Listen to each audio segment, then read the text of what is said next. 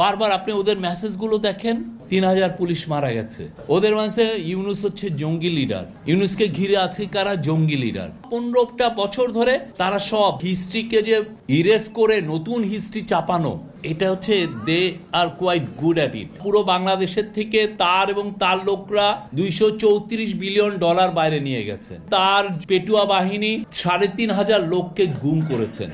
চোরতন্ত্রের জননী, ঘুমের জননী, তারা চাচ্ছেন বাংলাদেশকে এই যে ন্যারেটিভকে তারা চ্যালেঞ্জ করতে চাচ্ছেন। বারবার আপনি ওদের মেসেজগুলো দেখেন, 3000 পুলিশ মারা গেছে। ওদের মানে ইউনূস হচ্ছে জঙ্গি লিডার, ইউনূসকে ঘিরে আছে কারা? জঙ্গি লিডার। এটা কেন করছে জানেন? এটা খুবই ওয়েল অর্কেস্ট্রেটেড ক্যাম্পেইন এবং এটা ইন্ডিয়ান মিডিয়াও এটার সাথে জড়িত। তারা মিলিয়নস অফ ডলার খরচ করছে এই হাসিনার অলিগার্ক গুলো। সে একটা নতুন ন্যারেটিভ তৈরি করতে চাচ্ছে, ওয়ার্ল্ডে বুঝাইতে চাচ্ছে যেই তুমি যে এটাকে গণ অভ্যুত্থান বলতেছো সেটা আসলে গণ অভ্যুত্থান না, সেটা আসলে এটা হয়েছে। যাতে এটার কারণটিকে এটা খুব বড় রকমের একটা চক্রান্ত, যাতে আপনার আমার দেশের উপরে সে কোনো রকমের কোনো বিদেশিদেরকে বুঝাতে সক্ষম হয় যে আমাদের দেশে যেটা হয়েছে সেটা আসলে গ্লোবাল অর্ডারের বাইরের কোনো একটা কিছু।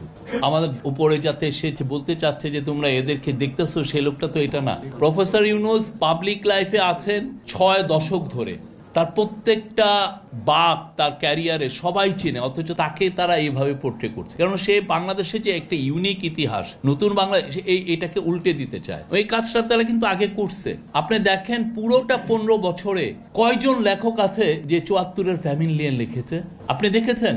কারণ কেউ নাই। আপনি যে আফতাব আহমেদ যিনি বাসন্তীর ছবি তুললেন, উনি মিস্টিরিয়াসলি মারা গেলেন, কেউ এটা ইনভেস্টিগেটও করলো না। পুরো আপনি 74 সালে আপনি রক্ষী বাহিনী দ্বারা যেটা আমরা দেখেছি, যেটা পড়েছি, 30,000 লোক মারা গেছে। আপনি ইউটিউবে ঢুকলে ওই যে 74 সালের যে গ্রুয়েল কিচেন, হ্যাঁ, যেখানে মানুষকে যে জনগণকে খাবার দেওয়ার জন্য যে সেগুলো পুরো আছে। কিন্তু ওইটা সব 15টা বছর ধরে তারা সব এই যে হিস্ট্রিকে যে ইরেজ করে নতুন হিস্ট্রি চাপানো, এটা হচ্ছে they are quite good at it. মানে এই জিনিসটা তাদের একদম পুরো আপনাকে শোষণ করার মূল হাতিয়ারই হচ্ছে আপনার হিস্ট্রিকে আপনারে বুঝা দেওয়া, এবং আপনাকে বলবে আপনি সে অপ্রেসর, কিন্তু নিজেকে সে বিদেশে জাহির করছে আমি অপ্রেসড।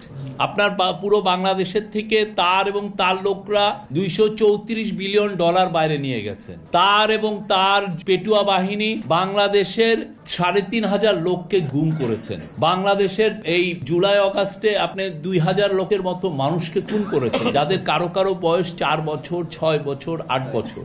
আপনি তার সময় শাপলার হত্যাকাণ্ড হয়েছে, তার সময় আপনার মাওলানা সাঈদীর ভার্ডিক্টের পরে কি ভয়ানক একটা হত্যাকাণ্ড হয়েছে। তারপরে দেখেন একটা দেশের চিফ জাস্টিসকে গলায় ধরে তার সিকিউরিটি এজেন্সি যে পিটিএফ বিদেশে পাঠিয়ে দিয়েছে। আবার ওনারা বলতেন আমাদের জুডিশিয়ারি ইন্ডিপেন্ডেন্ট। একটা দেশের চিফ জাস্টিসকে যদি এটা হয়, তাহলে কোন জাস্টিসের আপনি মনে করেন যে তার ইন্ডিপেন্ডেন্স আছে? কিছু ছিল আপনার? এবং যে যখনই একটা ভালো মানে বিএনপির এক লিডারের এখন সম্ভাবনা হয়েছে যে উনি বের হবেন, আমরা শুনেছি যে তাকে এখন জামিন দিতে বাধ্য, এটাও আমরা শুনেছি যে তখন জাজের রুমে সিকিউরিটি এজেন্সির লোক পাঠিয়ে দেওয়া হতো। এবং এটা তো না, তারপরে এক্সট্রা জুডিশিয়াল কিলিং হয়েছে 3000। এবং বাংলাদেশে এই জিনিসটা কেউ বলেন না, এই জিনিসটা কিন্তু ভয়াবহ। আপনার 60-70 লক্ষ অপোজিশন অ্যাক্টিভিস্টের লাইফ আপনি হেল করে দিয়েছেন। কারো 10টা, কারো 20টা, রিজভি ভাই বোধহয় একাই 300টা কেস। আপনি তাদের লাইফ আপনি শেষ। তাদের ছেলেমেয়েরা কোনো চাকরি পায় নাই, তারা যদি চুপি সারে কোনোভাবে একটা ধরেন একটা কনস্টেবলেরও চাকরি পেয়ে গেছে, সেটাও জানাজানি হয়ে গেছে যে না উনি বিএনপি পরিবারেও চাকরি দেওয়া যাবে না।